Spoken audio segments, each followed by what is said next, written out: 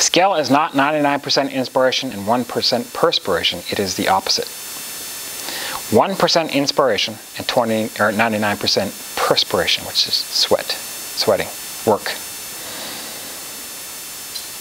Where do I want to take my break? I'll go a little bit more. Have you suffered a trauma that is holding you back with PTSD? I sound like an infomercial. Try PTG, post-traumatic growth. Why do some suffer after trauma while others excel because of it or in spite of it? My cousin, a distant cousin, was complaining online about their parents that were miserable to them growing up, and it's their fault. Now they are depressed and suicidal, and it's their parents' fault. But how they feel now and how they react to it is their own fault, right? It's not the parents. It might be the parents' fault for doing what they did, but your reaction to it, your feelings, is your own fault. So if this girl who's now married and has kids, she's an asshole, that's her fault for being an asshole. Why some rape victims excel and become spokespersons or something greater after being raped, and then other women who are raped just wallow in pity their whole life. I'm a victim. It's the mentality. You can choose to be a victim, or you can become a victor. And I don't mean your brother. So, something to think about there. Leadership now. That's what we're talking about. So, a leader must take extreme ownership for everything that happens in his world. Extreme ownership. Remember that word. Words. Everything that goes right or wrong is his fault, or your fault, or my fault, whatever. If an individual under you is underperforming, then the leader must mentor that person until they understand and improve, because it is the leader's fault. I want that to sink in. So that means if you're teaching, say in our situation, our application, if you're teaching someone and they suck, it's the teacher's fault. And I've heard that before. It's like if someone underperforms, it's the teacher's fault. Or if someone after 10 years goes off onto their own and they're bad, it's the teacher's fault, basically. The teacher has to identify the weaknesses and work with them and mentor them. I think it might say that actually. Yeah. If they fail to improve due to some type of character flaw, it is the leader's responsibility to fire them and replace them. There are no bad teams, only bad leaders. You must have heard that before. So in this case, we can't fire students, but that might apply to a business, or it might apply to the military, because they do call it firing. If you have a soldier under your command and he sucks, you fire them by killing them. No. You shoot them. No. They say fire, but it just means he's relieved of that position and someone else comes in to replace him. That's all that means. So, a tortured genius. Has anyone ever heard the term a tortured genius? Say yes. No. You're looking at him. Ha! You might identify. We'll see. A tortured genius is when a leader or a team member refuses to accept extreme ownership, and anything and everything that goes wrong is someone else's fault. Or everybody else's fault. Everybody. Someone else's or everybody else's fault. It's like, why? And they cannot understand how nobody sees the genius of their own perfection. It's like my children. It's like, this is the best way. Why is nobody doing it like this? I don't understand. That's the problem. That's a tortured genius. They think they're the genius and they're tortured. Okay. Hell Week in the Navy SEALs was not a fitness test. While it did require some athletic ability, every student that survived the weeks of BUDS training prior to Hell Week had already demonstrated adequate fitness to graduate. This is a quote I'm reading. It was not a physical test, but a mental one. Sometimes the best athlete in the class didn't make it through Hell Week. Success resulted from determination and will, but also from innovation and communication with the team. Such training graduated men who were not only physically tough, but who could also outthink their adversary. End quote. That was from the book Extreme Ownership: How U.S. Navy SEALs Lead and Win, which I read for this. And I have a copy of it if you want it. It's a PDF. Leaders need to bring together the best elements of their team. A team that is doing poorly can win if the leader is changed. There's a whole story behind that. Mighty Ducks. What? The Mighty Ducks. The Mighty Ducks? I don't remember, but maybe. Hockey. Yeah? They sucked and then they changed leaders? Absolutely. Not well. Yeah, I guess so. So this might be appropriate. Brothers. Yeah. In the book, and I knew this before reading this book, I've heard it several times. So during Hell Week, there was 2 teams of Navy SEALs. They each got their own rubber dinghy that they had to look after and carry. All the physical exercises and endurance exercises they had to do, I won't go over what they are, but they're grueling. One team was doing very poorly all the time, and one team was always winning. And there was a benefit. If you won, you got to take a couple hours off and not do anything. The other team that lost would always get extra exercises to do. They always won, and one always sucked. So one of the guys said, let's do an experiment. Let's switch the leaders halfway through. Or there's more than 2 teams, but there was 2 that was really... One was the very best, and one was the very worst. And there's like 5 or 6 teams. Same with like coaches and soccer and yeah. stuff. You know where this is going, One right? guy, you can take a bunch of idiots. So what they did is, let's see what happens. So they called the best leader and the worst leader of those teams. And they were students too, because when you go into military, you're appointed. One guy's appointed as a leader. It's like, you're now in charge of these guys. And they're like, great, thanks. But anyway, so they called the worst and the best guy, and they said, let's switch. We're going to switch you. And they were mad.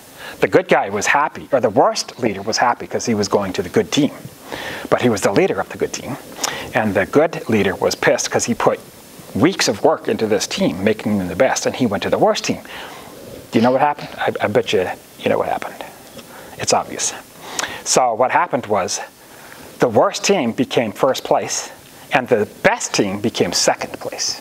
Not last, because they still had all those qualities ingrained in them, but their leader was gone, and they got replaced with a horrible leader. So they became second, and the very worst team became first every single time, because the leader instilled the same values, and yet it's the same way of doing it. So there's no such thing as bad teams, only bad leaders. That is very, very true. And you know, if you get a leader that you have a grudge against, you're going to do everything you can to piss him off. You're never going to work with him, right? So leaders need to bring together the best elements of their team. A team that is doing poorly can win if the leader is changed. Preparing a leader and a team for casualties on the battlefield is key to success. Many are unaware of reality, and there's a spelling mistake of mine. Reality is spelled wrong. Remember that, Esri.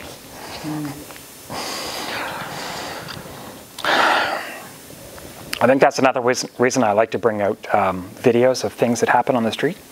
Like we watch surveillance videos of guys being beat up, because so many martial arts are unprepared for reality.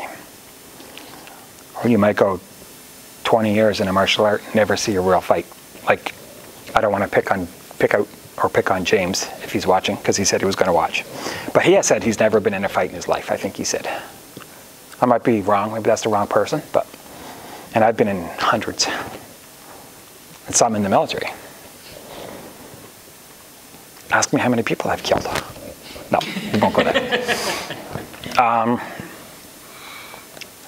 And now, going in the ring, like MMA guys, that's totally doesn't count at all. It's not the same thing. Why?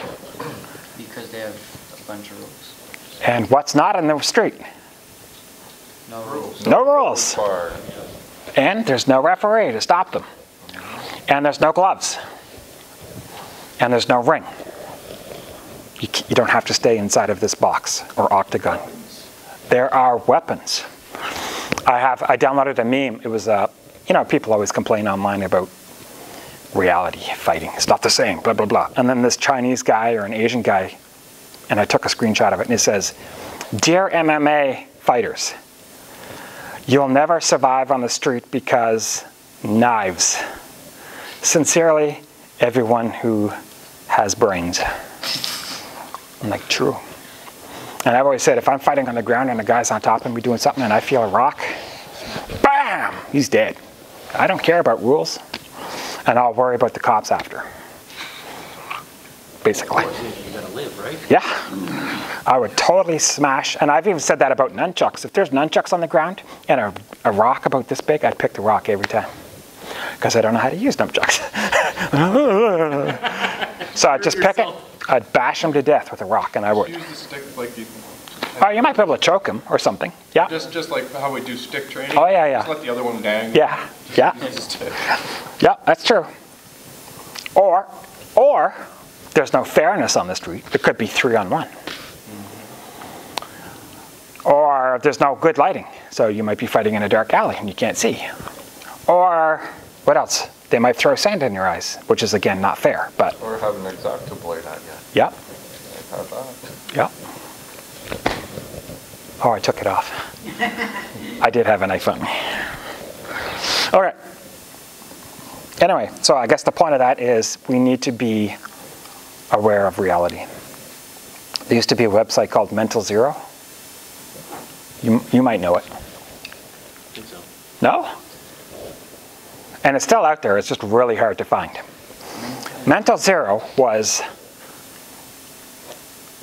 it's a website of videos all about gruesome murders. I know what you're talking Oh, about, yeah. and it is ridiculous. Like, we're talking severely gruesome. Sickening. Yeah. Like, they would show people literally being shot in the head and their brains going, or people being hung, or Cartel killings. cartel hacking their throats, and you could hear them gurgling and the blood coming out, and it shows everything. Yeah, I've seen It shows everything. You can't unsee it. No, you can't. You can't unsee it. You really can. Now, that's an extreme. You don't need to go that far. Although it doesn't hurt to take a look. Just to poke into. Conditioned, What's that? so you get conditioned. So Well, a guy I trained with said I used to go to Mental Zero every day for like a year to condition myself. And he said, don't do that. He said it ruined me. And it's sickening, some of the things. Like, you know, right? Yeah, it's Yeah. horrible. It's horrible. It's the worst of humanity right there. Yeah. People getting their heads blown off with C4 and chainsaws and literally, but you see everything. Nothing's censored. You see it all. Anyway. Yeah, the cartel stuff was always. Oh, that was the worst. Yeah, executions and stuff. And they weren't like nice. They were very messy. A lot of people are still alive. Yeah. Yeah. Literally cutting the legs off, and the guys cut the next leg off, cut his arms off. Yeah. Yep. That's what I'll never forget. Like you said, it's some of those. It burns in your mind. That will never. And of course, when you're in the military, you see things that I are. mean, it's so hard to believe that in my brain I feel it's fake. So it's almost as if it doesn't affect me. It looks fake. Because you can't believe it to be real. It's impossible. But it's. Like I'm watching a movie or something. Yeah. Yeah. So I guess the point is, though, when we see fights, though, when we show street fights, it's important to see what's going to go down. You got to be real, right? Like I said, so many people that are in karate or whatever have no idea what it looks like out there. Not necessarily. I'm not saying that they don't, but there's a good chance. Anyway, moving on. Let's see. Okay. PTSD too, that's another thing. We talked about the samurai back in the old day. When you were killed on the battlefield, you have 7 seconds.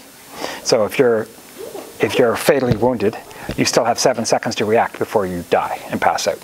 And back in feudal Japan, they would use those 7 seconds and they would try to kill you. But not today. You see those in movies, people get shot and they're like, and it's like shock, and they waste them. Which, I mean, it's understandable, but that's kind of the idea is, if you're injured or killed in battle, you can technically still fight for a second, 7 seconds. They say 7 seconds, so. Don't get the shock factor. Get over it, kind of thing. All right. Every team must have junior leaders trained and ready to step up when the need arises to fill in the gap for any reason. So if I were like sick or something, someone has to step up. And I've had that happen. I've called on James to do it and a few other people. Mostly James though. But everybody should be, at some point, a junior leader. In fact, part of the going for second Dan, he has to teach for 2 months. So and I kind of step back and stay quiet, which is kind of what he's doing. Leaders must push themselves and their team members to reach for growth and to honestly assess weaknesses and plan how to overcome them, which is where the life enhancement comes in with every rank. Identifying weaknesses. They must never be comfortable where they are. Only then will they dominate on any battlefield. This idea must spread through the team like a virus. Yeah. I remember taking guys who were afraid of heights. Are you afraid of heights? I remember going to the overpass. If I got a bar or something, I'm fine. Yeah. But I'm afraid of when there's nothing there. Yeah, yeah. As long as you know you have security. Yeah. So you wouldn't walk along the edge of your roof then, probably. No. Yeah. No, I see. Crawl. As far away as possible. I've been up there, but I don't like it. I tried roofing one day. No, I can't do that. Yeah. So I took a student years ago, 1994 or 1995 to be exact. And it was here in Moncton where I took him to an overpass, and he had to stand on the outside over the traffic, and he was scared of heights, and he nearly pissed himself. But he did it. It's like, you got to do it, or I'm not going to pass you. So maybe that's extreme, but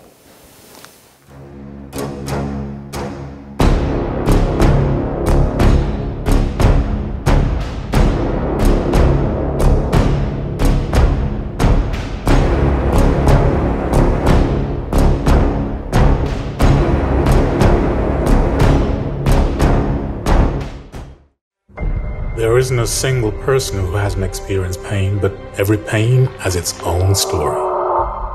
You're a worthless addict. Why did I give birth to you? Are you stupid or are you faking it? The test results came back. I'm afraid it's terminal. There's not much more we can do. Your life feels like hell. You fall into a deep pit and wonder if you'll ever find a way out. But this isn't the end. You haven't been abandoned. The God who gave you life can pull you from the depths of darkness. There's nothing that Jesus can't do. Reach out and take his hand.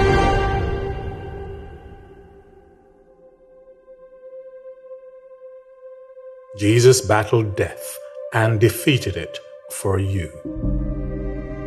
He was sinless, yet he willingly took the weight of all your sin and all your shame on the cross. He paid in full, defeating death and rising from the grave. And he promises eternal life, where sorrow is traded for joy to anyone who calls on him. This is how much he loves you. Will you choose to follow him?